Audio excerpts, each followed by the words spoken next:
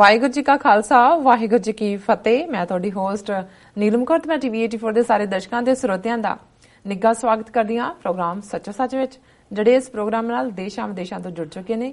Khalistan affair centre ਦੇ ਸੰਚਾਲਕ doctor Amarjit Singh ji ਰੋਜ਼ਾਨਾ ਦੀ ਤਰ੍ਹਾਂ ਸਟੂਡੀਓ ਵਿੱਚ ਮੇਰੇ ਨਾਲ ਸ਼ਾਮਲ ਨੇ। ਆਓ ਨਾਲ ਮਿਲ ਕੇ ਅੱਜ ਦੀਆਂ ਅਹਿਮ ਵਿਚਾਰ ਚਰਚਾਵਾਂ ਕਰਦੇ ਹਾਂ।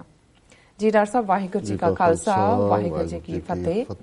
ਜੀ ਡਾਕਟਰ ਸਾਹਿਬ, ਜੀ ਆਇਆਂ ਨੂੰ ਪ੍ਰੋਗਰਾਮ ਸੱਚੋ ਸੱਚ ਵਿੱਚ। ਸ਼ੁਕਰੀਆ ਜੀ ਡਾਕਟਰ ਸਾਹਿਬ, ਅੱਜ 17 ਨਵੰਬਰ 2017 4 ਮਘਰ ਨਾਨਕਸ਼ਾਹੀ ਸੰਮਤ 549 ਦਾ ਦਿਨ ਹੈ ਤੇ ਡਾਕਟਰ ਸਾਹਿਬ, ਪ੍ਰੋਗਰਾਮ ਦੇ ਸ਼ੁਰੂ ਵਿੱਚ ਅਸੀਂ ਆਪਣੇ ਦਰਸ਼ਕਾਂ ਤੇ ਸਰੋਤਿਆਂ ਨੂੰ ਹਮੇਸ਼ਾ ਦੀ ਤਰ੍ਹਾਂ ਦੱਸ ਦਈਏ, ਵੀਅਰਸ, ਜੇ ਤੁਸੀਂ ਹੱਕ, ਸੱਚ, ਇਨਸਾਫ ਤੇ ਪੈਰਾ ਦਿੰਦਾ ਇੱਕੋ ਇੱਕ ਚੈਨਲ ਟੀਵੀ 84 ਨੂੰ ਦੇਖਣਾ ਚਾਹੁੰਦੇ ਹੋ ਤਾਂ ਤੁਸੀਂ ਦੇਖ ਸਕਦੇ ਹੋ spectrum cable, RCN cable, Bell 5 cable in Canada, roku, Jadoo box, ਸ਼ਾਵਾ, ਫੇਸਬੁੱਕ, ਗਲੋਬਲ ਸੀਪੀਐਨ ਦੀ ਐਪ ਰਾਹੀਂ, ਟੀਵੀ 84 ਦੀ ਐਪ ਰਾਹੀਂ ਆਨਲਾਈਨ ਸਟ੍ਰੀਮਿੰਗ ਤੁਸੀਂ ਟੀਵੀ 84 ਨੂੰ ਦੇਖ ਸਕਦੇ ਹੋ। ਵੀਅਰਸ, ਜੇ ਤੁਸੀਂ ਟੀਵੀ 84 ਨਾਲ ਜਾਂ ਪ੍ਰੋਗਰਾਮ ਸੱਚੋ ਸੱਚ ਨਾਲ ਫੇਸਬੁੱਕ ਰਾਹੀਂ ਜੁੜੇ ਹੋ ਤਾਂ ਇਸ ਨੂੰ ਵੱਧ ਤੋਂ ਵੱਧ ਲਾਈਕ ਕਰੋ ਤੇ ਸ਼ੇਅਰ ਕਰੋ। Thank you so much. ਜੀ ਡਾਕਟਰ ਸਾਹਿਬ, ਪ੍ਰੋਗਰਾਮ ਦੀ ਸ਼ੁਰੂਆਤ ਕਰਦੇ ਹਾਂ ਜਿਸ ਤਰ੍ਹਾਂ ਕਿ ਅੱਜ ਆਪਾਂ ਇਸ ਵੀਕ ਦਾ ਐਂਡ ਵਾਲਾ ਪ੍ਰੋਗਰਾਮ ਕਰਨ ਜਾ ਰਹੇ ਹਾਂ। ਕੱਲ ਜਿਸ ਤਰ੍ਹਾਂ ਕਿ ਸਾਡੇ ਕੋਲੋਂ ਇੱਕ ਜਿਹੜਾ ਟੌਪਿਕ ਸੀ SGPC ਜਿਹਦਾ ਫਾਊਂਡਿੰਗ ਡੇ ਸੀ, ਉਹ ਵਾਲਾ ਇਸ਼ੂ ਆਪਾਂ ਡਿਸਕਸ ਕਰਨਾ ਸੀ, ਹੋ ਰਹਿ ਗਿਆ। ਉਹ ਆਈ ਥਿੰਕ ਸਾਨੂੰ ਜ਼ਰੂਰ ਅੱਜ ਸ਼ੇਅਰ ਕਰਨਾ ਚਾਹੀਦਾ। ਉਸ ਬਾਰੇ ਆਪਾਂ ਤੁਹਾਡੇ ਵਿਚਾਰ ਸੁਣਾਂਗੇ ਜੀ ਡਾਕਟਰ ਸਾਹਿਬ। ਜੀ ਅੱਜ ਇਹਨੂੰ ਹੀ ਅਸੀਂ ਓਪਨਿੰਗ ਇਸ਼ੂ ਰੱਖਿਆ ਜੀ। ਜਦੋਂ ਅਸੀਂ 20ਵੀਂ ਸਦੀ ਦੀ ਸਿੱਖ ਹਿਸਟਰੀ ਦੀ ਗੱਲ ਕਰਦੇ ਜਾਂ ਅੱਜ ਵੀ ਬਹੁਤ ਵਾਰ ਜਦੋਂ ਇਹ ਲਫ਼ਜ਼ ਲਿਖਿਆ ਜਾਂਦਾ ਹੈ ਮਿੰਨੀ ਪਾਰਲੀਮੈਂਟ ਆਫ ਦਾ ਸਿੱਖ ਸ਼੍ਰੋਮਣੀ ਗੁਰਦੁਆਰਾ ਪ੍ਰਬੰਧਕ ਕਮੇਟੀ, ਔਰ ਉਸ ਦੇ ਲਈ ਐਬਰੀਵੇਸ਼ਨ SGPC ਇਸਤੇਮਾਲ ਹੁੰਦੀ ਹੈ, ਤੇ ਬਹੁਤ ਸਾਰਿਆਂ ਨੂੰ ਇਹ ਲੱਗਦਾ ਹੁੰਦਾ ਹੈ ਕਿ ਵੀ ਪਤਾ ਨਹੀਂ ਇਹ ਕਿਹੋ ਜਿਹੀ ਪਾਰਲੀਮੈਂਟ ਹੈ। ਫਿਰ ਜਦੋਂ ਕੋਈ ਧਾਰਮਿਕ ਮੁੱਦਾ ਜਾਂ ਈਵਨ ਸਿਆਸੀ ਮੁੱਦੇ ਦੀ ਗੱਲ ਵੀ ਹੁੰਦੀ ਹੈ ਤੇ ਆਮ ਸਿੱਖਾਂ 'ਚ ਵੀ ਹੋਏਗਾ ਕਿ ਸ਼੍ਰੋਮਣੀ ਕਮੇਟੀ ਕਿਉਂ ਨਹੀਂ ਕੁਛ ਕਰਦੀ। ਜੇ ਅਸੀਂ ਧਰਮ ਪ੍ਰਚਾਰ ਦੇ ਮਾਮਲੇ 'ਚ ਜਿਹੜਾ ਇੱਕ ਵੱਡੀ ਫੇਲਿਅਰ ਹੋਈ, ਜਿਹਦੇ ਨਤੀਜੇ ਵਜੋਂ ਇਹ ਜਿੰਨੇ ਦੇਹਧਾਰੀ ਗੁਰੂਡਮ ਔਰ ਪੰਜਾਬ ਦੇ ਪਿੰਡਾਂ ਦੇ ਵਿੱਚ ਜਿਸ ਕਿਸਮ ਦਾ ਡੇਰਾ ਕਲਚਰ ਖੜਾ ਹੋਇਆ, ਉਦੋਂ ਵੀ ਇਹ ਕਿਹਾ ਜਾਏਗਾ ਕਿ ਭਾਈ ਜੇ ਸ਼੍ਰੋਮਣੀ ਕਮੇਟੀ ਧਰਮ ਪ੍ਰਚਾਰ ਦੇ ਮੁੱਦੇ ਨੂੰ ਹੀ ਆਪਣਾ ਆਧਾਰ ਰੱਖਦੀ, ਜਿਸ ਮੁੱਦੇ ਦੇ ਉੱਤੇ ਇਹ ਹੋਂਦ 'ਚ ਆਈ ਸੀ, ਤੇ ਅੱਜ ਸਿੱਖੀ ਦੀ ਇਹ ਹਾਲਤ ਨਾ ਹੁੰਦੀ ਪੰਜਾਬ ਦੇ ਸਿੱਖਾਂ ਦੇ ਵਿੱਚ ਆਮ ਤੌਰ ਤੇ ਔਰ ਖਾਸ ਤੌਰ ਤੇ ਪੰਜਾਬ ਦੇ ਪਿੰਡਾਂ ਦੇ ਵਿੱਚ ਜੀ। ਔਰ ਇਸ ਸਾਰੇ ਦੇ ਨਾਲ ਫਿਰ ਜ਼ਾਹਰ ਹੈ ਕਿ ਅਸੀਂ ਜੇ 1849 ਚ ਜਦੋਂ ਕਿ ਸਿੱਖ ਰਾਜ ਸਰਕਾਰੇ ਖਾਲਸਾ ਜੀਓ ਬ੍ਰਿਟਿਸ਼ ਸਾਮਰਾਜਵਾਦ ਦਾ ਹਿੱਸਾ ਬਣਦਾ, ਉਸ ਤੋਂ ਲੈ ਕੇ 1920 ਤੱਕ ਜਦੋਂ ਕਿ ਇਹ ਗੁਰਦੁਆਰਾ ਸੁਧਾਰ ਲਹਿਰ ਨੂੰ ਕਿਹਾ ਜਾਂਦਾ ਹੈ, ਔਰ ਆਮ ਤੌਰ ਤੇ ਆਮ ਹੁੰਦਾ ਹੈ ਕਿ ਮਹੰਤਾਂ ਤੋਂ ਗੁਰਦੁਆਰੇ ਆਜ਼ਾਦ ਕਰਵਾਏ, ਗੁਰਦੁਆਰਾ ਰਿਫਾਰਮ ਮੂਵਮੈਂਟ, ਇਸ ਨੂੰ ਅਕਾਲੀ ਲਹਿਰ ਦਾ ਨਾਮ ਵੀ ਦਿੱਤਾ ਜਾਂਦਾ ਹੈ ਜੀ। ਔਰ ਇਹ ਸਾਰੇ ਦਾ ਜਿਹੜਾ ਅੱਜ ਮੇਰੇ ਮਨ 'ਚ ਹੈ ਕਿ ਵੀ ਇਸ ਨੂੰ ਅਸੀਂ ਅੱਜ ਤੱਕ ਅੱਜ ਅਸੀਂ ਕਿਉਂਕਿ 1 ਨਵੰਬਰ 1925 ਨੂੰ ਜਦੋਂ ਕਿ ਫਿਰ ਸਾਰੇ ਮੋਰਚੇ ਖਤਮ ਹੋਏ ਔਰ ਸਰਕਾਰ ਵੀ ਵਿਲਿੰਗ ਸੀ, 4-5 ਸਾਲ ਮੋਰਚਿਆਂ 'ਚ ਨਨਕਾਣਾ ਸਾਹਿਬ ਦਾ ਸਾਕਾ ਹੋਇਆ, ਚਾਬੀਆਂ ਦਾ ਮੋਰਚਾ ਹੋਇਆ, ਗੁਰੂ ਕੇ ਬਾਗ ਦਾ ਮੋਰਚਾ ਹੋਇਆ ਔਰ ਫਾਈਨਲ ਜੈਤੋ ਦਾ ਮੋਰਚਾ ਸੀ। ਔਰ 1 ਨਵੰਬਰ 1925 ਨੂੰ ਗਵਰਨਮੈਂਟ ਨੋਟੀਫਿਕੇਸ਼ਨ ਦੇ ਨਾਲ ਜਿਹੜੀ ਹੈ ਸ਼੍ਰੋਮਣੀ ਗੁਰਦੁਆਰਾ ਪ੍ਰਬੰਧਕ ਕਮੇਟੀ ਹੋਣ 'ਚ ਆਈ। ਹਾਲਾਂ ਉਹਦਾ ਪਹਿਲਾ ਨਾਂ ਤਾਂ ਡਿਫਰੈਂਟ ਸੀ, ਬੋਰਡ ਜਾਂ ਕੁਛ ਇਸ ਕਿਸਮ ਦਾ ਸੀ, ਲੇਕਿਨ ਉਹਦੇ 'ਚ ਪ੍ਰੋਵੀਜ਼ਨ ਸੀ ਕਿ ਉਹ ਉਹਦਾ ਨਾਂ ਬਦਲ ਸਕਦੇ ਨੇ। ਤੇ ਕਿਉਂਕਿ ਜਿੱਥੋਂ ਸ਼ੁਰੂਆਤ ਹੋਈ ਸੀ ਸ਼੍ਰੋਮਣੀ ਕਮੇਟੀ ਦੀ, ਉਸ ਨੂੰ ਸਰਕਾਰ ਨੇ ਬੈਨ ਕਰ ਦਿੱਤਾ ਸੀ ਔਰ ਬਹੁਤ ਜਲਦੀ ਫਿਰ ਉਹਨਾਂ ਨੇ ਉਸ ਬੋਰਡ ਦਾ ਨਾਮ ਬਦਲ ਕੇ ਉਸ ਨੂੰ ਸ਼੍ਰੋਮਣੀ ਗੁਰਦੁਆਰਾ ਪ੍ਰਬੰਧਕ ਕਮੇਟੀ ਰੱਖਿਆ ਜੀ। ਪਰ ਇਸ ਤੋਂ ਪਹਿਲਾਂ ਇੱਕ ਪੰਛੀ ਝਾਤ ਕਿ ਅਸੀਂ ਜਦੋਂ ਗੁਰਦੁਆਰਿਆਂ ਦੇ ਇਤਿਹਾਸ ਦੀ ਗੱਲ ਕਰਦੇ ਤੇ ਇੱਕ ਗੱਲ ਜ਼ਾਹਰਾ ਤੌਰ ਦੇ ਉੱਤੇ ਸਾਹਮਣੇ ਆਉਂਦੀ ਹੈ ਕਿ ਪਹਿਲਾਂ ਇਹਦਾ ਜੇ ਅਸੀਂ ਬੇਸ ਦੇਖੀਏ ਕਿ ਪੁਰਾਤਨ ਜਦੋਂ ਅਸੀਂ ਪਹਿਲੀ ਪਾਤਸ਼ਾਹੀ ਦੇ ਉਦਾਸੀਆਂ ਦੇ ਨਾਲ ਜੁੜਿਆ ਹੋਇਆ ਜਾਂ ਭਾਈ ਗੁਰਦਾਸ ਜੀ ਦੀਆਂ ਲਿਖਤਾਂ 'ਚ ਦੇਖਦੇ ਹਾਂ ਕਿ ਘਰ ਘਰ ਅੰਦਰ ਧਰਮਸਾਲ ਹੋਵੇ ਕੀਰਤਨ ਸਦਾ ਵਸੋਆ।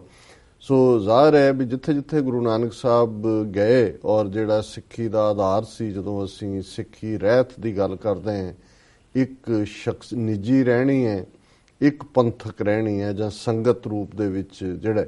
ਸੋ ਨਿੱਜੀ ਰਹਿਣੀ 'ਚ ਸਾਡਾ ਇੱਕ ਆਪਣਾ ਜੀਵਨ ਜਾਚ ਦਾ ਢੰਗ ਗੁਰੂ ਸਾਹਿਬ ਨੇ ਦੱਸਿਆ ਕਿ ਸਿੱਖ ਨੇ ਕੀ ਕਰਨਾ, ਪਰ ਸਿੱਖ ਦੀ ਜ਼ਿੰਦਗੀ 'ਚ ਸੰਗਤ ਰੂਪ 'ਚ ਔਰ ਜਿਹੜੀ ਫਿਰ ਗੁਰਸੰਗਤ ਕੀਨੀ ਖਾਲਸਾ ਰੂਪ ਖਾਲਸਾ ਪੰਥ ਰੂਪ 'ਚ ਸਾਹਮਣੇ ਆਉਂਦੀ ਹੈ।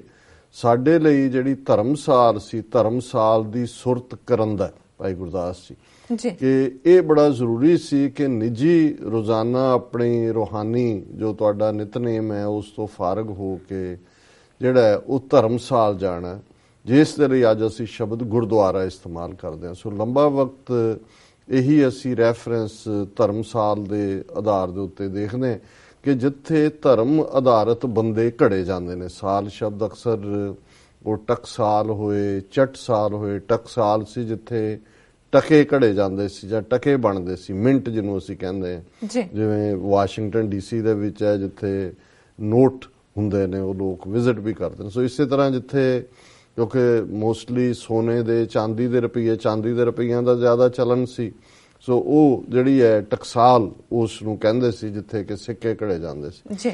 ਸੋ ਸਮੇਂ ਦੇ ਨਾਲ ਅਸੀਂ ਕਿਉਂਕਿ ਇਹ ਇੱਕ ਜਿੱਥੇ ਸੰਗਤੀ ਰੂਪ 'ਚ ਰੂਹਾਨੀਅਤ ਦਾ ਇੱਕ ਆਪਣਾ ਅਨੁਭਵ ਹੈ, ਉੱਥੇ ਸਾਡੇ ਲਈ ਧਰਮਸਾਲ ਜਾਂ ਗੁਰਦੁਆਰਾ ਜਿਸ ਦੇ ਲਈ ਅੱਜ ਸ਼ਬਦ ਇਸਤੇਮਾਲ ਹੁੰਦਾ ਹੈ, ਇਹ ਸਾਡੇ ਸਮਾਜਿਕ, ਆਰਥਿਕ ਔਰ ਸਿਆਸੀ ਉਹਨਾਂ ਸਾਰੇ ਮਸਲਿਆਂ ਦੇ ਲਈ ਵੀ ਜਿਹੜਾ ਹੈ ਉਹ ਇੱਕ ਕੇਂਦਰ ਸੀ ਜਿੱਥੇ ਕਿ ਬੈਠ ਕੇ ਔਰ ਇਹ ਤੁਹਾਡੇ ਜਿੱਥੇ ਜਿੱਥੇ ਫਿਰ ਗੁਰੂ ਨਾਨਕ ਸਾਹਿਬ ਗਏ ਉੱਥੇ ਧਰਮਸ਼ਾਲਾਵਾਂ ਸਥਾਪਿਤ ਹੋਈਆਂ। ਸੰਗਤ, ਉਹਨੂੰ ਸਿੱਖ ਸੰਗਤ ਵੀ ਕਹਿੰਦੇ ਸੀ ਜਿੱਥੇ ਵੀ ਉਹ ਧਰਮਸਾਲ ਸੀ।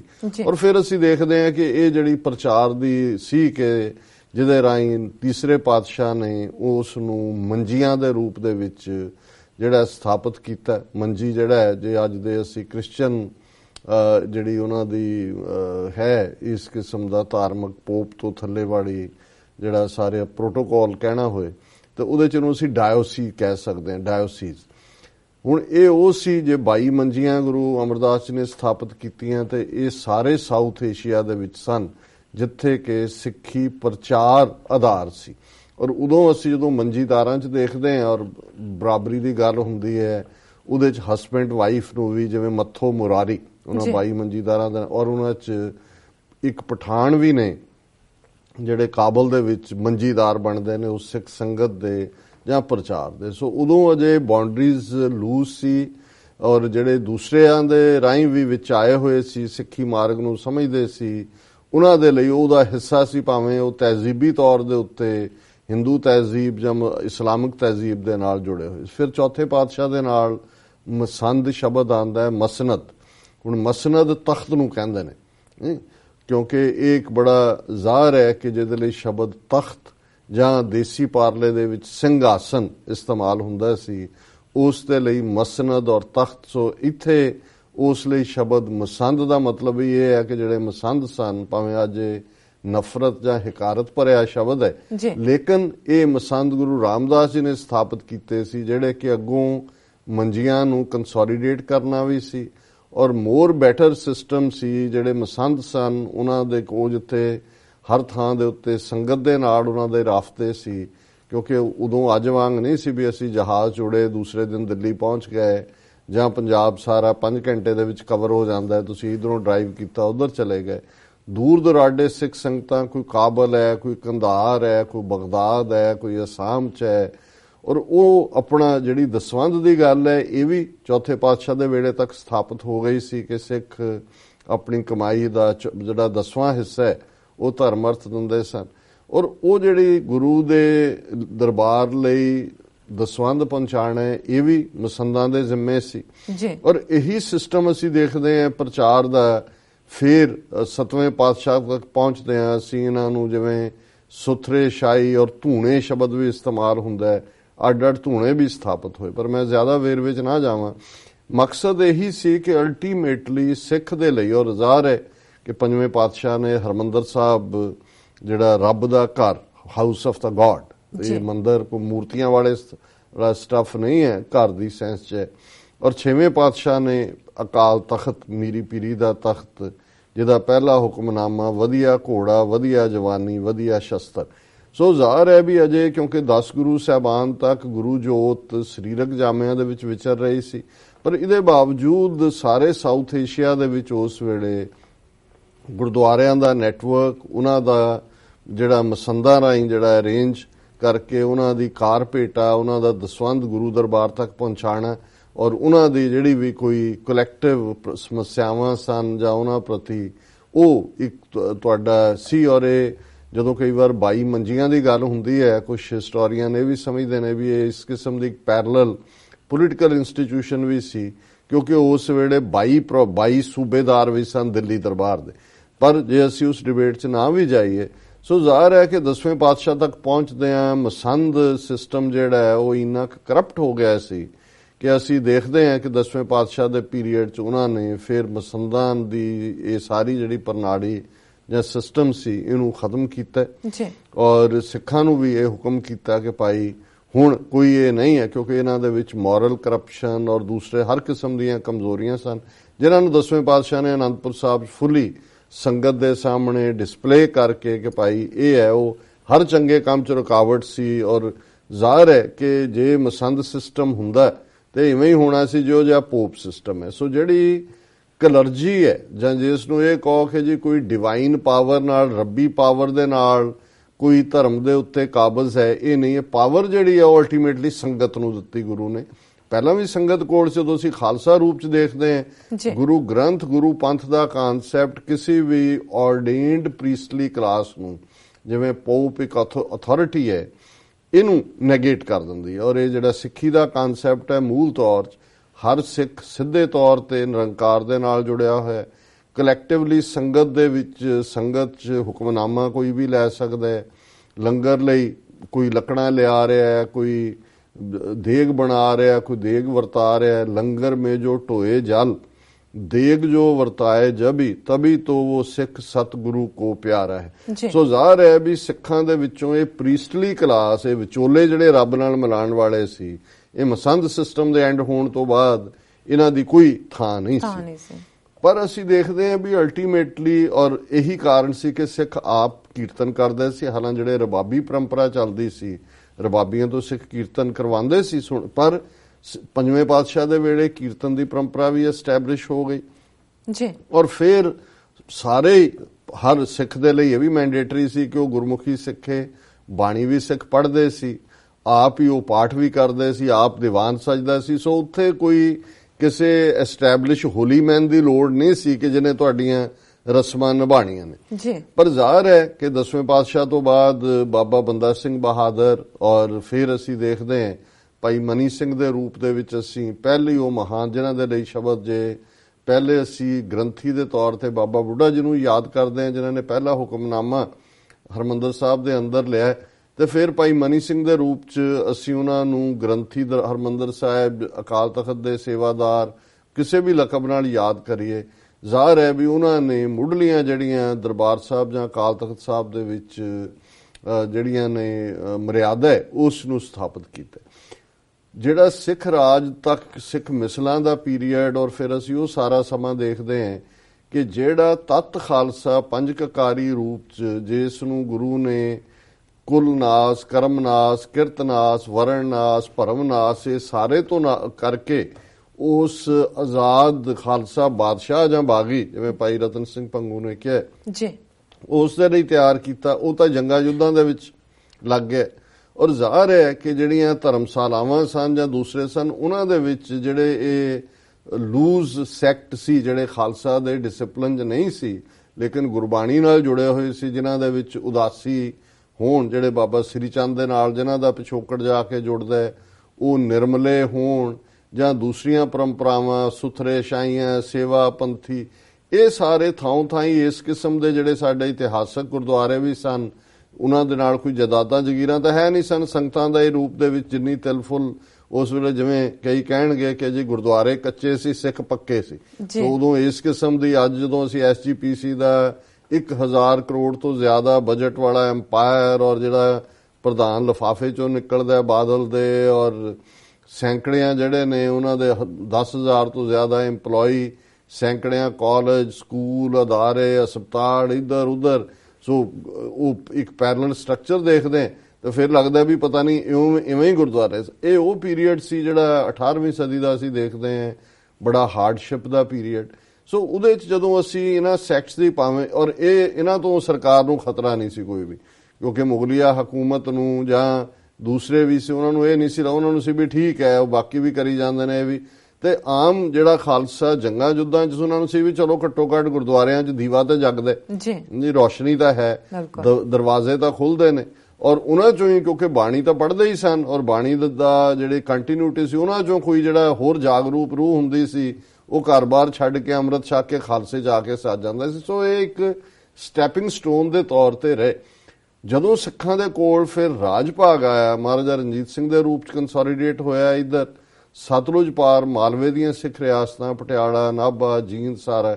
ਸੋ ਉਹਨਾਂ ਨੇ ਐਜ਼ ਏ, ਕਿਉਂਕਿ ਤੁਸੀਂ ਸਮਝਦੇ ਹੋ ਕਿ ਬਈ ਜਿਸ ਪੀਰੀਅਡ 'ਚ ਔਖੇ ਸਮੇਂ 'ਚ ਜਿਹੜੇ ਰਹੇ ਨੇ, ਉਹਨਾਂ ਨੇ ਗੁਰਦੁਆਰੇ ਜਿਹੜੇ ਨੇ ਪੰਥ ਨੇ ਖੋਏ ਨਹੀਂ ਮਹੰਤਾਂ ਕੋਲੋਂ, ਜਾਂ ਜਿਹੜੇ ਵੀ ਕੋਈ ਬੈਠੇ ਸੀ ਮਾਲਵੇ 'ਚ ਜ਼ਿਆਦਾ ਨਿਰਮਲਾ ਪਰੰਪਰਾ ਵਾਲੇ ਸੀ। ਇੱਧਰ ਜਦੋਂ ਅਸੀਂ ਦੇਖਦੇ ਹਾਂ ਕਿ ਵੀ ਰਾਜ ਸ਼ਕਤੀ ਦੇ ਨਾਲ ਫਿਰ ਜਗੀਰਾਂ ਗੁਰਦੁਆਰਿਆਂ ਦੇ ਨਾਲ ਲੱਗੀਆਂ, ਨਨਕਾਣਾ ਸਾਹਿਬ ਦੇ ਨਾਲ 550 ਮੁਰੱਬਾ ਜ਼ਮੀਨ ਸਾਰਾ ਨਨਕਾਣਾ ਸਾਹਿਬ ਟਾਊਨ ਹੀ ਗੁਰਦੁਆਰੇ 'ਚ। ਔਰ ਅੱਜ ਵੀ 174 ਦੇ ਕਰੀਬ ਗੁਰਦੁਆਰੇ ਇਤਿਹਾਸਕ ਪਾਕਿਸਤਾਨ 'ਚ ਨੇ। ਕੋਈ ਗੁਰਦੁਆਰਾ ਐਸਾ ਨਹੀਂ ਹੈ ਜਿਹਦੇ ਨਾਲ ਜ਼ਮੀਨ ਨਾ ਹੋਏ। ਮਕਸਦ ਇਹ ਸੀ ਕਿਉਂਕਿ ਗੁਰਦੁਆਰੇ ਸੇਵਾ ਦਾ ਵੀ ਇੱਕ ਲੰਗਰ ਦਾ ਪਾਰਟ ਸੀ, ਤਾਂ ਕਿ ਗੁਰਦੁਆਰਿਆਂ ਦੀ ਪੱਕੀ ਆਮਦਨ ਉਸ ਜ਼ਮੀਨ 'ਚੋਂ ਜਿਹੜੀ ਹੈ ਉਸ ਦੀ ਪ੍ਰੋਡਿਊਸ ਸੀ, ਜਿਹੜੀ ਲੰਗਰ ਦੇ ਵਿੱਚ ਇਸਤੇਮਾਲ ਹੁੰਦੀ ਸੀ।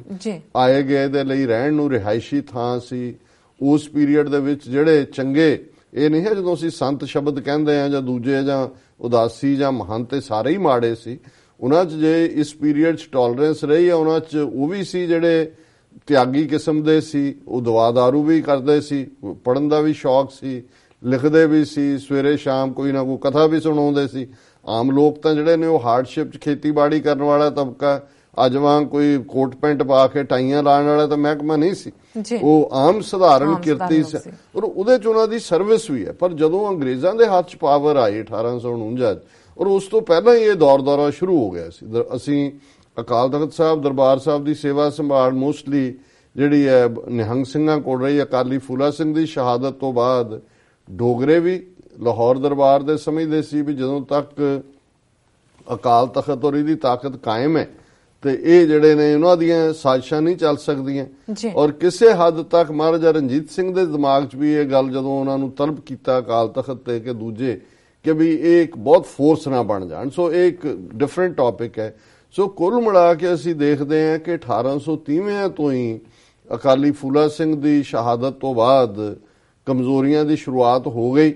ਔਰ ਜਦੋਂ ਅੰਗਰੇਜ਼ਾਂ ਦੇ ਕੋਲ ਪਾਵਰ ਆਈ, ਉਹਨਾਂ ਨੇ ਪੱਕੇ ਤੌਰ ਤੇ 1849 'ਚ ਪਾਵਰ ਆਂਦੀ ਹੈ, 1856 ਜਾਂ 55 'ਚ ਉਹਨਾਂ ਨੇ ਇਸ ਕਿਸਮ ਦਾ ਐਕਟ ਬਣਾ ਕੇ ਜਿਹੜੇ ਗੁਰਦੁਆਰੇ ਸੰਗਤ ਦੇ ਸਨ, ਔਰ ਇਹ ਸਾਰੇ ਮਹੰਤ ਜਾਂ ਸੰਤ ਜਾਂ ਸਾਧੂ ਜਾਂ ਨਿਰਮਲੇ ਜਾਂ ਇਹ ਸਾਰੇ ਕਿਸਮ ਦੇ ਇਹ ਸੇਵਾ ਸੰਭਾਲ ਕਰਦੇ ਸੀ, ਸੰਗਤ ਇਹਨਾਂ ਨੂੰ ਪਿਆਰ ਕਰਦੀ ਸੀ, ਜਿਹੜੇ ਵੀ ਤਿਆਗੀ ਕਿਸਮ ਦੇ ਸਨ।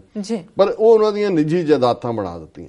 ਜਦੋਂ ਉਹਨਾਂ ਦੀਆਂ ਪਰਸਨਲ ਪ੍ਰਾਪਰਟੀਆਂ ਬਣ ਗਈਆਂ, ਫਿਰ ਅਸੀਂ ਦੇਖਦੇ ਹਾਂ ਕਿ 1800 ਉਸ ਪੀਰੀਅਡ ਤੋਂ ਲੈ ਕੇ 1920 ਤੱਕ, ਜਦੋਂ ਕਿ 21 ਫਰਵਰੀ ਨੂੰ ਸਾਕਾ ਨਨਕਾਣਾ ਸਾਹਿਬ ਨੂੰ ਅਸੀਂ ਯਾਦ ਕਰਦੇ ਹਾਂ, ਪਰ ਉਸ ਤੋਂ ਪਹਿਲਾਂ ਹੀ ਇਹ ਸਾਰਾ 60-70 ਸਾਲ ਦਾ ਪੀਰੀਅਡ ਇਹ ਸੀ ਕਿ ਜਿਹੜੇ ਵੱਡੇ ਵੀ ਸਾਰੇ ਇਤਿਹਾਸਕ ਗੁਰਦੁਆਰੇ ਉਹ ਮਹੰਤਾਂ ਦੇ ਕੰਟਰੋਲ 'ਚ, ਔਰ ਅਕਾਲ ਤਖਤ ਸਾਹਿਬ, ਬਾਬਾ ਅਟਲ ਔਰ ਤਰਨਤਾਰਨ ਸਾਹਿਬ ਇਹ ਅੰਗਰੇਜ਼ੀ ਸਰਕਾਰ ਨੇ ਸਿੱਧੇ ਆਪਣੇ ਕੰਟਰੋਲ 'ਚ ਰੱਖ ਲਏ। ਅਕਾਲ ਤਖਤ ਦਾ ਸਰਬਰਾਹ ਉਹਨਾਂ ਦਾ ਬਣਾਇਆ ਹੁੰਦਾ ਸੀ ਅਰੂੜ ਸਿੰਘ, ਜਿਹਦਾ ਅਸੀਂ ਜ਼ਿਕਰ ਕਰਦੇ ਹਾਂ, ਜਿਹਨੇ ਜਲਿਆਂਵਾਲੇ ਬਾਗ ਵਾਲੇ ਉਸ ਕਾਂਡ ਕਰਵਾਉਣ ਵਾਲੇ ਜਨਰਲ ਡਾਇਰ ਨੂੰ ਸੱਦ ਕੇ ਸਿਰੋਂ ਪਾਓ ਦਿੱਤਾ।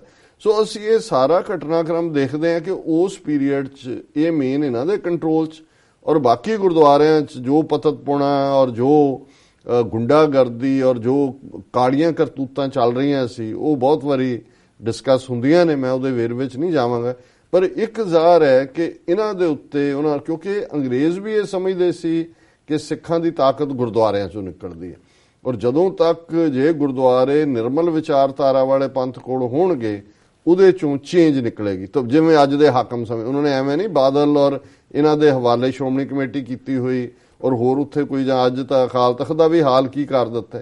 ਇਹੀ ਗੱਲ ਅੰਗਰੇਜ਼ੀ ਹਕੂਮਤ ਨੇ, ਉਹ ਵੀ ਹਿਸਟਰੀ ਨੂੰ ਸਮਝਣ ਵਾਲੇ ਲੋਕ ਸੀ, ਔਰ ਇਸੇ ਲਈ ਗੁਰਦੁਆਰਿਆਂ ਤੇ ਕੰਟਰੋਲ ਉਹਨਾਂ ਨੇ ਪੂਰੀ ਤਰ੍ਹਾਂ ਕਰ ਲਿਆ।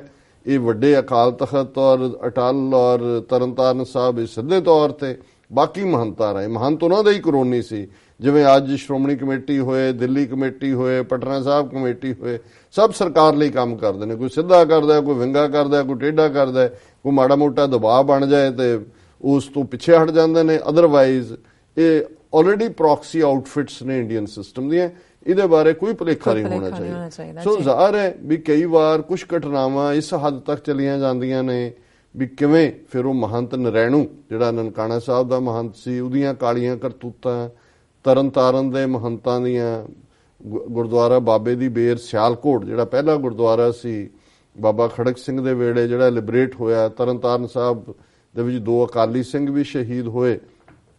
ਸੋ ਇਹ ਇੱਕ ਮੂਵਮੈਂਟ ਬਣੀ ਔਰ ਉਸ ਤੋਂ ਪਹਿਲਾਂ ਆਧਾਰ ਬਣ ਚੁੱਕਾ ਸੀ ਕਿ ਇਹਨਾਂ ਮਹੰਤਾਂ ਨੇ ਗਦਰੀ ਬਾਬਿਆਂ ਨੂੰ ਵੀ ਜਿਹੜਾ ਉਹ ਐਲਾਨਿਆ ਸੀ ਅਕਾਲ ਤਖਤ ਤੋਂ ਕਿ ਵੀ ਇਹ ਗਦਾਰ ਨੇ, ਸਿੱਖ ਨਹੀਂ ਹੈਗੇ।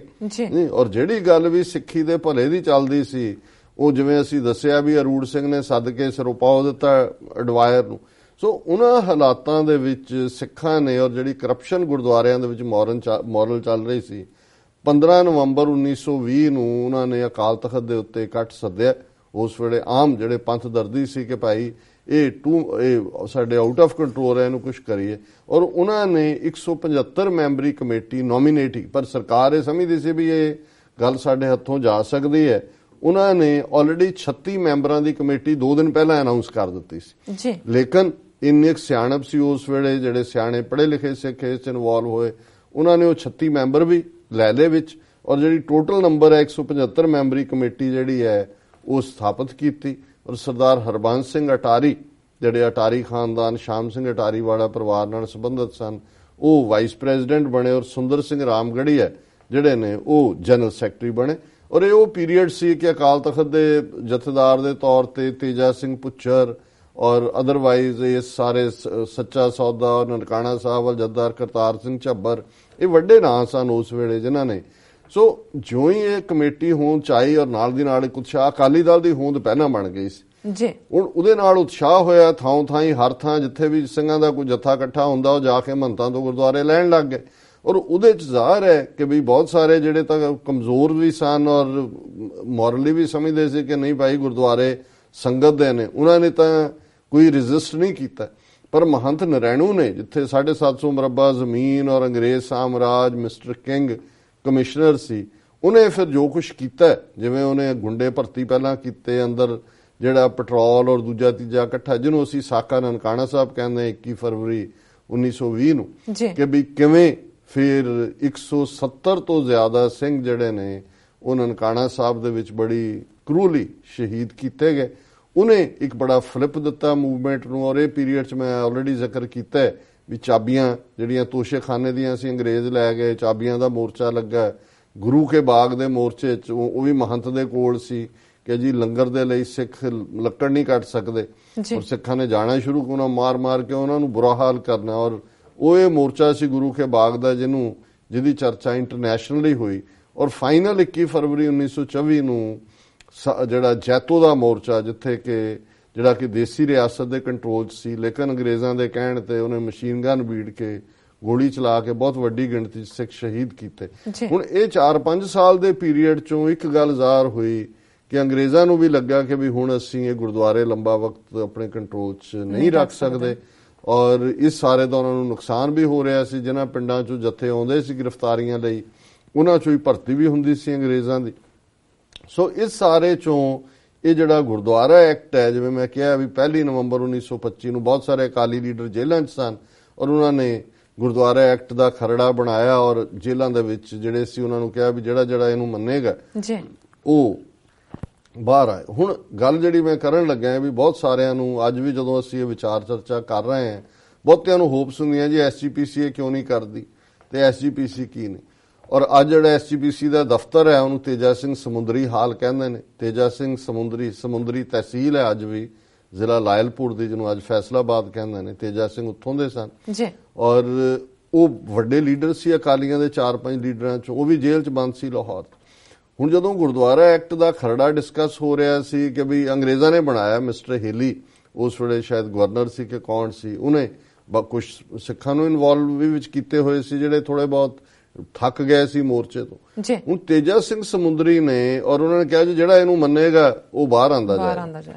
ਉਹਨਾਂ ਨੇ ਕਿਹਾ ਦੇਖੋ ਅਸੀਂ ਮੋਰਚਾ ਲਾਇਆ ਕਿ ਮਹੰਤਾਂ ਤੋਂ ਗੁਰਦੁਆਰੇ ਲੈਣੇ ਨੇ, ਕਿਉਂਕਿ ਮਹੰਤਾਂ ਨੂੰ ਸਾਨੂੰ ਲੱਗਦਾ ਹੈ ਵੀ ਮਹੰਤਾਂ ਦੀ ਮਦਦ ਅੰਗਰੇਜ਼ ਕਰ ਰਹੇ ਨੇ, ਪਰ ਅਸੀਂ ਉਹ ਐਕਟ ਮੰਨਣ ਜਾ ਰਹੇ ਹਾਂ ਜਿਹਦੇ ਥੱਲੇ ਗੁਰਦੁਆਰਾ ਚੋਣਾਂ, ਗੁਰਦੁਆਰਿਆਂ ਦਾ ਕੰਟਰੋਲ ਸਿੱਧਾ ਸਰਕਾਰ ਕੋਲ ਹੋਏਗਾ ਕਿ ਸਰਕਾਰ ਚੋਣਾਂ ਕਰਵਾਏਗੀ, ਔਰ ਜੇ ਸਰਕਾਰ ਚੋਣਾਂ ਕਰਵਾਏਗੀ ਤੇ ਸਰਕਾਰ ਦੇ ਕੋਲ ਕੰਟਰੋਲ ਹੋਏਗਾ। ਔਰ ਉਹਨਾਂ ਨੇ ਬਾਹਰ ਨਿਕਲਣ ਤੋਂ ਇਨਕਾਰ ਕਰ ਦਿੱਤਾ ਹੈ। ਤੇਜਾ ਸਿੰਘ ਸਮੁੰਦਰੀ ਦੀ ਮੌਤ ਹੀ ਜੇਲ੍ਹ ਦੇ ਵਿੱਚ ਹੋਈ। ਔਰ ਤੁਸੀਂ ਇਹਨੂੰ ਜੋਕ ਕਹੋ, ਆਇਰਨੀ ਆਫ ਦਾ ਸਿਚੁਏਸ਼ਨ ਕਹੋ, ਕੁਰਬਾਨੀ ਨੂੰ ਰੋਲਣਾ ਕਹੋ ਕਿ ਜਿਸ ਦੇ ਖਿਲਾਫ ਉਹਨਾਂ ਨੇ, ਜਿਸ ਗੁਰਦੁਆਰਾ ਐਕਟ ਦੇ ਖਿਲਾਫ ਉਹਨਾਂ ਨੇ ਆਪਣੀ ਜਾਨ ਦਿੱਤੀ, ਇਹਨਾਂ ਨੇ ਆਪਣੇ ਦਫ਼ਤਰ ਦਾ ਨਾਂ ਹੀ ਤੇਜਾ ਸਿੰਘ ਸਮੁੰਦਰੀ ਹਾਲ ਰੱਖਤਾ ਜੀ। ਔਰ ਜੇ ਅਸੀਂ ਆਫੀਸ਼ੀਅਲ ਸ਼੍ਰੋਮਣੀ ਕਮੇਟੀ 1 ਨਵੰਬਰ 1925 ਤੋਂ ਹੈ, ਸੋ ਇਹ 92 ਸਾਲ ਆਲਮੋਸਟ ਬਣਦੇ ਨੇ।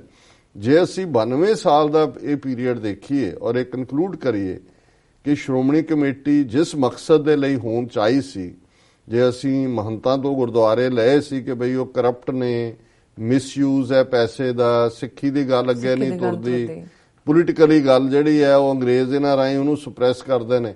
ਅੱਜ ਅਸੀਂ ਸ਼੍ਰੋਮਣੀ ਕਮੇਟੀ 92 ਸਾਲ ਬਾਅਦ ਦੇਖੀਏ ਕੀ ਉਹਦਾ ਸਟਰਕਚਰ ਹੈ, ਕੀ ਇਹ ਇੱਕ ਪੋਲੀਟੀਕਲ ਆਊਟਫਿਟ ਨਹੀਂ। ਅੱਜ ਸਰਕਾਰ ਫੈਸਲਾ ਕਰਦੀ ਹੈ ਕਦੋਂ ਚੋਣਾਂ ਕਰਵਾਉਣੀਆਂ ਨੇ, ਔਰ ਉਹ ਉਦੋਂ ਦੇਖਦੇ ਨੇ, ਪਹਿਲਾਂ ਤਾਂ ਕੱਲੀ ਪੰਜਾਬ ਸਰਕਾਰ ਕਰਦੀ ਹੋਏਗੀ, ਹੁਣ 4 ਸਰਕਾਰਾਂ ਇਨਵੋਲਵ ਨੇ। 1966 ਚ ਜਦੋਂ ਪੰਜਾਬ, ਹਰਿਆਣਾ, ਹਿਮਾਚਲ, ਚੰਡੀਗੜ੍ਹ ਬਣਿਆ, ਸੈਂਟਰ ਗਵਰਨਮੈਂਟ ਦਾ ਨੋਟੀਫਿਕੇਸ਼ਨ ਹੁੰਦਾ ਹੈ, ਕਮਿਸ਼ਨ ਬਣਦਾ ਹੈ, ਵੋਟਾਂ ਦੀ ਚੋਣ ਹੁੰਦੀ ਹੈ, ਫਿਰ ਚਾਰੋਂ ਸਰਕਾਰਾਂ ਦੀ ਰਜ਼ਾਮੰਦੀ ਚਾਹੀਦੀ ਹੈ ਕਿਉਂਕਿ ਇਹਨਾਂ ਸਾਰਿਆਂ ਦੇ ਵਿੱਚ ਵੋਟਰ ਬੈਠੇ ਹੋਏ ਨੇ। ਔਰ ਚੋਣਾਂ ਕਦੋਂ, ਹਾਲਾਂ ਉਹਨਾਂ ਦਾ ਐਕਟ 4 ਸਾਲ ਜਾਂ 5 ਸਾਲ ਬਾਅਦ ਚੋਣਾਂ ਦੀ ਗੱਲ ਕਰਦਾ, ਸ਼ਾਇਦ 5 ਸਾਲ ਬਾਅਦ, ਪਰ ਤੁਸੀਂ ਦੇਖੋ ਵੀ ਕਈ ਵਾਰ ਹੁਣ ਸ਼੍ਰੋਮਣੀ ਕਮੇਟੀ ਚੋਣਾਂ ਜਿਹੜੀਆਂ ਨੇ 1979 ਦੇ ਵਿੱਚ ਹੋਈਆਂ ਸੀ, ਫਿਰ 1996 ਚ ਹੋਈਆਂ। ਹੁਣ 1979 ਤੋਂ ਲੈ ਕੇ 96 ਤੱਕ 18 ਸਾਲ ਦਾ ਆਲਮੋਸਟ ਪੀਰੀਅਡ ਉਹ ਹੈ ਜਦੋਂ ਪੰਜਾਬ ਦੇ ਵਿੱਚ ਅਵੇਅਰਨੈਸ ਸੀ, ਜੁਝਾਰੂ ਲਹਿਰ ਸੀ। ਸੈਂਟਰ ਡਰਦੀ ਸੀ ਕਿ ਵੀ ਜੇ ਹੁਣ ਚੋਣਾਂ, ਇਸ ਪੰਜਾਬ ਅਸੈਂਬਲੀ ਦੀਆਂ ਚੋਣਾਂ ਹੁੰਦੀਆਂ ਰਹੀਆਂ ਜੀ, ਬਰਨਾਲੇ ਨੂੰ ਵੀ ਲਿਆ ਕੇ ਬਿਠਾਇਆ, ਫਿਰ 92 ਚ ਬੇਅੰਤੇ ਨੂੰ ਵੀ ਬਿਠਾਇਆ, ਲੇਕਿਨ ਉਹਨਾਂ ਨੂੰ ਇਹ ਸੀ ਕਿ ਵੀ ਸ਼੍ਰੋਮਣੀ ਕਮੇਟੀ ਕਿਤੇ ਚੰਗੀ ਸੋਚ ਵਾਲੇ ਸਿੱਖਾਂ ਦੇ ਹੱਥਾਂ 'ਚ ਨਾ ਚਲੀ ਜਾਏ। ਹੁਣ ਅੱਜ ਵੀ ਸਾਡੇ ਕਈ ਵੀਰ ਭੈਣਾਂ ਕਹਿਣਗੇ ਜੀ ਸ਼੍ਰੋਮਣੀ ਕਮੇਟੀ ਪਹਿਲਾਂ ਇਹਨਾਂ ਤੋਂ ਲੈ ਲਈਏ, ਸ਼੍ਰੋਮਣੀ, ਮੈਂ ਕਿਹਾ ਜੀ ਤੁਹਾਨੂੰ ਕਿਹਨੇ ਦੇਣੀ ਹੈ ਸ਼੍ਰੋਮਣੀ ਕਮੇਟੀ ਜੀ? ਉਹਨਾਂ ਨੇ ਤਾਂ ਅੱਜ ਸਿੱਖ ਕੌਣ ਹੈ ਉਹਨੂੰ ਡਿਫਾਈਨ ਸੈਂਟਰ ਗਵਰਨਮੈਂਟ ਕਰਦੀ ਹੈ, ਉਹਨਾਂ ਦਾ ਆਰਡੀਨੈਂਸ ਡਿਸਾਈਡ ਕਰਦਾ ਹੈ। ਸਹਿਜਧਾਰੀਆਂ ਦਾ ਮੁੱਦਾ ਉਹ ਇੱਕ ਫਰਾਡ ਜਿਹਾ ਰੇਣੂ ਖੜਾ ਕੀਤਾ, ਕਿਵੇਂ ਸੁਪਰੀਮ ਕੋਰਟ 'ਚ 5 ਸਾਲ ਉਹਨੂੰ ਰੋਲ ਦਿੱਤਾ, ਤੇ 5 ਸਾਲ ਪਹਿਲਾਂ ਜਿਹੜੀ ਸ਼੍ਰੋਮਣੀ ਕਮੇਟੀ ਵਾਲੇ ਬੰਦੇ ਚੁਣੇ ਸੀ ਚੋਣਾਂ ਰਾਹੀਂ ਇਹਨਾਂ ਨੇ, ਔਰ ਉਹਨਾਂ ਨੇ ਸਹੁੰ ਨਹੀਂ ਸੀ ਚੁੱਕੀ, ਉਹ ਅਗਲੇ 5 ਸਾਲ ਲਈ ਉਹਨਾਂ ਨੇ ਪੱਕੇ ਕਰਤੇ। ਕਿਉਂਕਿ ਅੱਜ ਕੱਲ੍ਹ ਬਾਦਲ ਦਲ ਜਾਂ ਇਹਨਾਂ ਦਾ ਥੱਲਾ ਲੱਗਾ ਹੋਇਆ, ਇਹਨਾਂ ਨੂੰ ਇਹ ਸੀ ਵੀ ਕਿਤੇ ਤਬਦੀਲੀ ਨਾ ਹੋ ਜਾਏ, ਕਿ ਸ਼੍ਰੋਮਣੀ ਕਮੇਟੀ ਦੇ ਵਿੱਚ ਜਿਹੜੀ ਹੈ ਚੰਗੀ ਸੋਚ ਵਾਲੇ ਲੋਕ ਨਾ ਆ ਜਾਣ। ਸੋ ਕੁੱਲ ਮਿਲਾ ਕੇ ਮੈਂ ਸਮਝਦਾ, ਔਰ ਇਹ ਵੀ ਹੁੰਦਾ ਕਿ ਜੀ ਬਾਹਰਲੇ ਸਿੱਖ ਕੀ ਰੋਲ ਅਦਾ ਕਰ ਸਕਦੇ ਨੇ। ਸਮਾਂ ਮੈਂ ਦੇਖ ਰਿਹਾ ਵੀ ਆਲਮੋਸਟ ਕਾਫੀ ਹੋ ਗਿਆ ਇਸ ਇਸ਼ੂ ਤੇ, ਲੇਕਿਨ ਇਹ ਇੱਕ ਐਸਾ ਇਸ਼ੂ ਹੈ ਜਿਹਦੇ ਬਾਰੇ ਮੈਂ ਬੜੀ ਕ੍ਰਿਸਪ ਇਹ ਗੱਲ ਕਹਿਣਾ ਚਾਹੁੰਦਾ ਕਿ ਜਿਹੜੇ ਬਾਹਰ ਬੈਠੇ ਡਾਇਸਪੋਰਾ ਸਿੱਖ ਸਮਝਦੇ ਨੇ ਜੀ ਅਸੀਂ ਸ਼੍ਰੋਮਣੀ ਕਮੇਟੀ ਦੀਆਂ ਚੋਣਾਂ 'ਚ ਸ਼੍ਰੋਮਣੀ ਕਮੇਟੀ ਚੇਂਜ ਕਰ ਲਈ, ਤੁਹਾਡਾ ਦੁਸ਼ਮਣ ਨੇ ਪਹਿਲਾਂ ਹੀ ਉਹ ਜਦੋਂ ਗੁਰਦੁਆਰਾ ਐਕਟ ਬਣਿਆ ਸੀ ਅਸੀਂ ਆਪਣੇ ਹੱਥ ਕੱਟ ਕੇ ਦੇ ਦਿੱਤੇ ਸੀ, ਔਰ ਸ਼੍ਰੋਮਣੀ ਕਮੇਟੀ ਨੇ ਅੱਗੋਂ, ਕਿਉਂਕਿ ਜਥੇਦਾਰਾਂ ਵਾਲੀ ਗੱਲ ਹੈ, ਗੁਰਦੁਆਰਾ ਐਕਟ 'ਚ ਨਹੀਂ ਸੀ 1925 ਦੇ ਕਿ ਅਕਾਲ ਤਖਤ ਦਾ ਜਥੇਦਾਰ ਕਿਹੜਾ ਹੋਣਾ ਹੈ, ਇਹ ਸ਼੍ਰੋਮਣੀ ਕਮੇਟੀ ਐਗਜ਼ੈਕਟਿਵ ਪਾਸ ਕਰੇਗੀ, ਜਿਹਨੂੰ ਮਰਜ਼ੀ ਸਰਕਟ ਹਾਊਸ 'ਚ ਬਹਿ ਕੇ ਲਾ ਦਿਓ। ਜੋ ਹਾਲ ਜਿਹੜਾ ਇਹਨਾਂ ਨੇ ਜਿਵੇਂ ਜਥੇਦਾਰ ਸਾਧੂ ਸਿੰਘ ਭੌਰਾ ਦਾ ਕੀਤਾ, ਜਥੇਦਾਰ ਗੁਰਦਿਆਲ ਸਿੰਘ ਜਨੋਆ ਦਾ ਕੀਤਾ, ਜਥੇਦਾਰ ਜੋਗਿੰਦਰ ਸਿੰਘ ਵਿਦਾਂਤੀ ਜਦੋਂ ਬਾਹਰ ਖਾਲਿਸਤਾਨ ਦੀ ਗੱਲ ਕਰਕੇ ਗਏ ਉਹਨਾਂ ਦਾ ਕੀਤਾ, ਉਹ ਤਾਂ ਉਤੋਂ ਜਿਹਦਾ ਮਰਜ਼ੀ। ਔਰ ਇਹਨਾਂ ਨੇ ਅਕਾਲ ਤਖਤ ਵੀ ਉਸ ਦੇ ਥੱਲੇ ਲਿਆ ਕੇ ਉਸ ਨੂੰ ਕਮਜ਼ੋਰ ਕੀਤਾ, ਔਰ ਜਿਹੜੇ ਅੱਜ ਜਥੇਦਾਰ ਬੈਠੇ ਹੋਏ ਨੇ ਸਰਕਾਰੀ ਕਿਸਮ ਦੇ, ਉਹ ਉਹਨਾਂ ਨੇ ਪੁਲਿਸ ਥਾਣੇ ਵਾਂਗ ਬਿਹੇਵ ਕਰਦੇ ਨੇ, ਜਿਹਨੂੰ ਮਰਜ਼ੀ ਚਿੱਠੀ ਲਿਖ ਕੇ ਸੱਦ ਲੈਣ, ਜਿਹਨੂੰ ਮਰਜ਼ੀ। ਔਰ ਜਿਹੜੇ ਅਸਲੀ ਇਸ਼ੂ ਨੇ, ਇਹ ਜਿਹੜੇ ਮੋਰਲ ਟਰਪੀਚੂਡ ਦੇ ਇਸ਼ੂ ਨੇ, ਇਹ ਹੱਕ ਲੋਕਲ ਸੰਗਤ ਕੋਲ ਨੇ। ਅਕਾਲ ਤਖਤ ਦਾ ਰੋਲ ਤਾਂ ਸੀ ਪੰਥ ਦੇ ਮਸਲੇ, ਕਿ ਪੰਥ ਦੇ ਸਾਹਮਣੇ ਆਜ਼ਾਦੀ ਦੀ ਗੱਲ ਹੈ। ਸਿੱਖ ਜੇ ਸਰਬੱਤ ਖਾਲਸਾ ਕਰਕੇ ਇਕੱਠੇ ਹੁੰਦੇ ਸੀ, ਕੋਈ ਜਥੇਦਾਰਾਂ ਕੋਲ ਪਾਵਰ ਨਹੀਂ ਸੀ, ਪਾਵਰ ਗੁਰੂ ਪੰਥ ਕੋਲ ਸੀ। ਔਰ ਡਿਸਾਈਡ ਸਰਬੱਤ ਖਾਲਸਾ ਕੀ ਇਸ਼ੂ ਕਰਦਾ ਸੀ, ਇਹ ਨਹੀਂ ਕਿ ਵੀ ਕਿਨੇ ਕਬਰਾਂ 'ਚ ਜਾ ਕੇ ਅਖੰਡ ਪਾਠ ਰੱਖਤਾ ਤੇ ਕਿਨੇ ਸਮਾਧਾਂ ਤੇ ਰੱਖਤਾ, ਇਹ ਫੈਸਲੇ ਲੋਕਲ ਸੰਗਤ ਦੇ ਕੋਲ ਹੀ ਹੁੰਦੇ ਸੀ। ਹਾਂ, ਜੇ ਕੋਈ ਲੋਕਲ 'ਚ ਕਿਸੇ ਨਾਲ ਧੱਕਾ ਹੁੰਦਾ, ਉਹ ਜਥੇਦਾਰ ਜਿਹੜੇ ਅਕਾਲ ਤਖਤ ਤੇ ਅਪੀਲ, ਪਰ ਇਹਨਾਂ ਨੇ ਜਿਵੇਂ ਹਕੂਮਤ ਨੇ ਸ਼੍ਰੋਮਣੀ ਕਮੇਟੀ ਨੂੰ ਇੱਕ ਪ੍ਰੌਕਸੀ ਆਊਟਫਿਟ ਬਣਾਤਾ ਅਕਾਲੀਆਂ ਦੇ ਲਈ, ਉਹ ਇੱਕ ਸਟੈਪਿੰਗ ਸਟੋਨ ਹੈ, ਪਹਿਲਾਂ ਮੈਂਬਰ ਬਣ ਜਾਓ। ਇਧਰੋਂ ਹਲਕਾ ਇੰਚਾਰਜਾਂ ਨੂੰ ਵੀ ਇਦਾਂ ਪੈਸੇ ਦਿੱਤੇ ਹੋਏ ਨੇ ਜਿਵੇਂ ਸਰਕਾਰ ਨੇ ਡਿਸਕ੍ਰਿਸ਼ਨਰੀ ਫੰਡ ਐਮਪੀਜ਼ ਨੂੰ ਦਿੱਤੇ ਹੋਏ ਨੇ, ਜਿਨ੍ਹਾਂ ਦੇ ਹਲਕਿਆਂ ਜਿਹੜੇ ਇਤਿਹਾਸਕ ਗੁਰਦੁਆਰੇ ਪੈਂਦੇ ਨੇ ਉਹਨਾਂ ਨੂੰ ਕਹਿੰਦੇ ਉੱਥੋਂ ਖਾਓ ਤੁਸੀਂ। ਔਰ ਇਹ ਪੂਰੇ ਯਾਨੀ ਅੱਜ ਜੇ ਮੈਂ ਕਹਿਣਾ ਹੋਏ ਤਾਂ ਕੋਈ ਮਹੰਤਾਂ ਦੇ ਸਿਸਟਮ ਨਾਲੋਂ ਕੋਈ ਬਿਹਤਰ ਸਿਸਟਮ ਅਸੀਂ ਨਹੀਂ ਕ੍ਰੀਏਟ ਕਰ ਸਕੇ। ਔਰ ਇਸ ਹਾਲ ਦੀ ਬਦੌਲਤ ਹੀ ਅੱਜ ਅਸੀਂ ਧਾਰਮਿਕ ਤੌਰ ਤੇ ਵੀ, ਸਿਆਸੀ ਤੌਰ ਤੇ ਜਿੱਥੋਂ ਸਾਡੀ ਅਗਵਾਈ ਨਿਕਲਣੀ ਚਾਹੀਦੀ ਸੀ ਉੱਥੋਂ ਕੀ ਨਿਕਲਦਾ, ਉੱਥੇ ਆਰਐਸਐਸ ਬੈਠਾ ਜੀ, ਉਹਨਾਂ ਦੇ ਫੈਸਲੇ ਜਿਹੜੇ ਨੇ ਉਹ ਲਾਗੂ ਹੁੰਦੇ ਨੇ। ਸੋ ਇਹ ਗੱਲ ਸੋਚਣੀ ਕਿ ਜੀ ਅਸੀਂ ਸ਼੍ਰੋਮਣੀ ਕਮੇਟੀ ਲੈ ਕੇ ਫਿਰ ਕੋਈ ਤਬਦੀਲੀ, ਕੁਛ ਨਹੀਂ ਹੋਣਾ। ਜੂਨ 84 ਤੋਂ ਬਾਅਦ ਜਿਵੇਂ ਸੰਤ ਪਿੰਡਾਂ ਵਾਲਿਆਂ ਨੇ ਬੜੀ ਕਲੀਅਰਲੀ ਪੋਲੀਟੀਕਲ ਡਾਇਰੈਕਸ਼ਨ ਦਿੱਤੀ ਸੀ, ਹਾਲਾਂਕਿ ਇਹ ਨਹੀਂ ਹੈ ਵੀ ਕੋਈ ਰਾਜ ਦਾ ਕਨਸੈਪਟ ਉਹਨਾਂ ਨੇ ਦਿੱਤਾ, ਰਾਜ ਦਾ ਕਨਸੈਪਟ ਤਾਂ 10ਵੇਂ ਪਾਤਸ਼ਾਹ ਦਾ ਹੈ ਕਿ ਭਾਈ ਖਾਲਸਾ ਸੋਵਰਨ ਹੈ, ਪਰ ਉਹਨਾਂ ਨੇ ਜਿਹੜਾ ਸਿੱਖਾਂ ਦੀ 47 ਤੋਂ ਬਾਅਦ 84 ਤੱਕ 37 ਸਾਲ ਜਿਹੜਾ ਐਕਸਪੀਰੀਅੰਸ ਸੀ ਉਹਦੇ ਚੋਂ ਉਹਨਾਂ ਨੇ ਪੋਲੀਟੀਕਲ ਜਿਹੜਾ ਸੋਲੂਸ਼ਨ ਦੇ ਦਿੱਤਾ ਫਾਈਨਲੀ ਕਿ ਜਿੱਦਣ ਭਾਰਤੀ ਫੌਜ ਦੇ ਪੈਰ ਦਰਬਾਰ ਸਾਹਿਬ ਦੀ ਹੋਂਦ 'ਚ ਪਏ ਖਾਲਿਸਤਾਨ ਦੀ ਨਹੀਂ ਰੱਖੀ ਜਾਏਗੀ, ਉਸ ਦੀ ਹਦੂਦ 'ਚ ਪਏ। ਹੁਣ ਜ਼ਾਹਰ ਹੈ ਵੀ ਅੱਜ ਅਸੀਂ ਉਸ ਮੁਕਾਮ ਤੇ ਖੜੇ ਹਾਂ ਵੀ ਸਾਡੀ ਲੜਾਈ ਬੜੀ ਕਲੀਅਰਲੀ ਖਾਲਿਸਤਾਨ ਦੇ ਲਈ ਹੋਣੀ ਚਾਹੀਦੀ ਹੈ। ਤੁਹਾਡੀਆਂ ਇੰਸਟੀਟਿਊਸ਼ਨਸ ਦੂਜੀਆਂ ਤੀਜੀਆਂ ਨਾ ਤੁਸੀਂ ਅਕਾਲ ਤਖਤ ਸੁਣੇ ਵੀ ਹੈ ਲਿਬਰੇਟ ਅਕਾਲ ਤਖਤ, ਕਿਹਦੇ ਤੁਸੀਂ ਲਿਬਰੇਟ ਕਰਵਾਣੇ? ਉਹ ਸ਼੍ਰੋਮਣੀ ਕਮੇਟੀ ਕੋਲ ਹੈ। ਸ਼੍ਰੋਮਣੀ ਕਮੇਟੀ ਗੁਰਦੁਆਰਾ ਐਕਟ 'ਚ ਹੈ, ਡਿਫਾਈਨ ਜਿਹੜਾ ਹੈ ਉਹ ਪਾਰਲੀਮੈਂਟ ਕਰਦੀ ਹੈ ਵੀ ਸਿੱਖ ਕੀ ਹੈ, ਫੈਸਲਾ ਸੁਪਰੀਮ ਕੋਰਟ ਕਰਦਾ ਹੈ ਵੀ ਕਿਹੜਾ ਇਲੈਕਸ਼ਨ ਲੈਜੀਟੀਮੇਟ ਹੈ ਕਿਹੜੀ ਨਹੀਂ ਹੈ, ਤੁਸੀਂ ਕਿਹਦੇ ਤੋਂ ਲਿਬਰੇਟ ਕਰਾਣਾ ਅਕਾਲ ਤਖਤ? ਸੋ ਮੈਂ ਸਮਝਦਾ ਵੀ ਸਾਨੂੰ ਇਹ ਕਨਫਿਊਜ਼ਨ 'ਚ ਨਹੀਂ ਆਉਣਾ ਚਾਹੀਦਾ। ਡਾਇਸਪੋਰਾ ਸਿੱਖ 5 ਮਿਲੀਅਨ ਸਿੱਖ ਡਾਇਸਪੋਰਾ ਬੜਾ ਕਲੀਅਰਲੀ ਏਮ ਕਰੇ ਕਿ ਭਾਈ ਖਾਲਿਸਤਾਨ ਅਸੀਂ ਆਜ਼ਾਦ ਕਰਵਾਉਣਾ ਹੈ ਦਰਿਆਏ ਜਮਨਾ ਤੋਂ ਵਾਘਾ ਤੱਕ, ਔਰ ਉਸ ਸਾਰੇ ਚੋਂ ਸਾਡੇ ਗੁਰਦੁਆਰੇ ਬਿਲਕੁਲ ਅਕਾਲ ਤਖਤ ਈਵਨ ਖਾਲਿਸਤਾਨ ਦੇ ਗਵਰਨਮੈਂਟੀ ਜਾਂ ਸਰਕਾਰੀ ਪ੍ਰਭਾਵ ਤੋਂ ਵੀ ਆਜ਼ਾਦ ਹੋਣਾ ਚਾਹੀਦਾ। ਅਕਾਲ ਤਖਤ ਰਿਪਰੈਜ਼ੈਂਟ ਕਰਦਾ ਹੈ ਸਿੱਖਾਂ ਨੂੰ ਜਿਹੜੇ ਗਲੋਬਲੀ ਨੇ, ਜਿਹੜੇ ਖਾਲਿਸਤਾਨ ਦੇ ਸ਼ਹਿਰੀ ਹੋਣਗੇ ਉਹਨਾਂ ਦਾ ਤਖਤ ਨਹੀਂ ਹੈ ਉਹ ਤਾਂ ਜਿਹੜੇ ਅਮਰੀਕਾ ਦੇ ਸ਼ਹਿਰੀ ਨੇ ਉਹਨਾਂ ਦਾ ਵੀ ਤਖਤ ਹੈ ਸਿੱਖ ਦੇ ਨਾਤੇ, ਜਿਹੜੇ ਨੇ ਇੰਗਲੈਂਡ ਵਾਲਿਆਂ ਦਾ ਵੀ ਹੈ, ਕੈਨੇਡਾ ਵਾਲਿਆਂ ਦਾ ਵੀ ਹੈ। ਸੋ ਉਹ ਇੰਡੀਪੈਂਡੈਂਟ ਸੋਵਰਨ ਅਕਾਲ ਤਖਤ ਉਦੋਂ ਹੀ ਐਸਟੈਬਲਿਸ਼ ਹੋਏਗਾ ਔਰ ਉਦੋਂ ਹੀ ਉਹ ਸਿਸਟਮ ਬਣੇਗਾ ਜਦੋਂ ਤੁਹਾਡੇ ਕੋਲ ਆਪਣਾ ਮੁਲਕ ਹੋਏਗਾ। ਸੋ ਮੈਂ ਇਸ ਦੇ ਨਾਲ ਇਸ ਨੂੰ ਕਨਕਲੂਡ ਕਰਦਾ ਜੀ। ਹਾਲਾਂਕਿ ਮੈਨੂੰ ਲੱਗਦਾ ਵੀ ਮੈਂ ਇਨਸਾਫ ਨਹੀਂ ਕੀਤਾ ਇਸ ਜਿੰਨਾ ਵੱਡਾ ਇਹ ਟੌਪਿਕ ਸੀ, ਪਰ ਚਲੋ ਜਿੰਨਾ ਵੀ ਸੀਮਤ ਸਮੇਂ 'ਚ ਮੈਂ ਦੇ ਸਕਿਆ। ਬਿਲਕੁਲ ਡਾਕਟਰ ਸਾਹਿਬ ਰਿਮਾਰਕੇਬਲ, ਬਹੁਤ ਵਧੀਆ ਤੁਸੀਂ ਵਿਚਾਰ ਦਿੱਤੇ ਨੇ। ਇੱਥੇ ਲੈਣੇ ਆ ਬ੍ਰੇਕ ਤੋਂ ਪਹਿਲਾਂ ਅਸੀਂ ਆਪਣੇ ਦਰਸ਼ਕਾਂ ਤੇ ਸਰੋਤਿਆਂ ਨੂੰ ਅਪੀਲ ਕਰਦੀ ਹੈ, ਵਿਊਅਰਸ ਅਸੀਂ ਚਾਹੁੰਦੇ ਹਾਂ ਕਿ ਤੁਸੀਂ TV 84 ਦੀ ਵੱਧ ਤੋਂ ਵੱਧ ਮਾਈਕ ਸਹਾਇਤਾ ਕਰੋ। ਤੁਸੀਂ ਆਪਣੀ ਮਾਈਕ ਸਹਾਇਤਾ ਸਾਡੀ ਵੈਬਸਾਈਟ tv84.tv ਤੇ ਜਾ ਕੇ ਇਹਨਾਂ 3 ਵੇਜ਼ ਰਾਹੀਂ ਕਰ ਸਕਦੇ ਹੋ, ਜਿਸ ਤਰ੍ਹਾਂ ਕਿ one time donation, monthly donation. TV84 ਦੇ ਨਾਮ ਤੇ ਚੈੱਕ ਬਣਾ ਕੇ ਤੁਸੀਂ ਸਾਨੂੰ ਮੇਲ ਕਰ ਸਕਦੇ ਹੋ ਸਾਡੇ ਇਸ ਪਤੇ ਤੇ 36-0137 ਐਵਨਿਊ, ਲੌਂਗ ਆਈਲੈਂਡ ਸਿਟੀ, ਨਿਊਯਾਰਕ 11101 USA, ਜਾਂ ਫਿਰ ਤੁਸੀਂ ਸਾਡੇ ਫੋਨ ਨੰਬਰ ਤੇ ਵੀ ਸਾਨੂੰ ਤੁਸੀਂ ਸੰਪਰਕ ਕਰ ਸਕਦੇ ਹੋ 5164060694। ਵਿਊਅਰਸ ਵਿਚਾਰਾਂ ਦਾ ਸਿਲਸਿਲਾ ਇਸ ਤਰ੍ਹਾਂ ਚੱਲਦਾ ਰਹੇਗਾ। ਮਿਲਦੇ ਆਫਟਰ ਦਿਸ ਸ਼ਾਰਟ ਬ੍ਰੇਕ।